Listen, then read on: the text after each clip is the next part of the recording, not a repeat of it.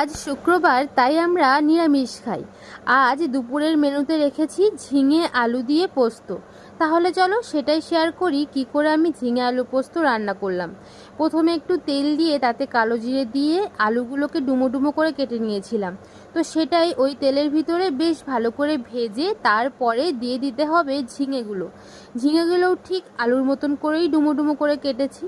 এখন ঝিঙেগুলোকে দিয়ে একটু লবণ দিয়ে ভালো করে এপিট ওপিট করে তেলের সঙ্গে আলুর সঙ্গে কালো জিরের সঙ্গে ভালো করে মিশিয়ে আর একটু লবণ দিয়ে ভালো করে চাপা দিয়ে দিতে হবে, যাতে ঝিঙে থেকে বেশ কিছু জল বেরিয়ে আসে। যেহেতু ঝিঙে জল, তাই ঝিঙে থেকে জল বেরিয়ে কিন্তু আলু আর ঝিঙে দুটোই প্রায় অর্ধেক অর্ধেক সিদ্ধ হয়ে যাবে।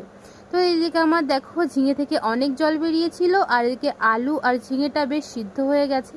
আর এখন দিয়ে দিচ্ছি পোস্ত বাটাতে আছে পোস্ত, কিছু কাজু আর সঙ্গে একটা কাঁচা লঙ্কাও দিয়েছিলাম। এটা দিয়ে ভালো করে মিক্সচারে মিক্সড করে সেটা দিয়ে আরও বেশ কিছুক্ষণ কষিয়ে পোস্ত বাটার যে জলটা আছে সেইটুকুই জল দিয়ে দেবো জানো। এদিকে জল দেওয়া হয়ে গেছে, আর আমি কিন্তু পরিমাণ মতো মিষ্টিও দিয়ে দিয়েছি। তোমরা যদি চাও তাহলে মিষ্টি দিতে পারো, না হলে না। তারপরে লবণটা ছেঁকে আরও একটু চাপা দিয়ে আমি কিছুক্ষণ ফুটিয়ে নেওয়ার পরে হয়ে গিয়েছে আমার পোস্ত আলুর একটা তরকারি। খেতে কিন্তু বেশ ভালোই লেগেছিল। আজ মেনুতে হয়েছিল আলু ভাজা, ডাল আর সঙ্গে হয়েছিল ঝিঙে আলু পোস্ত।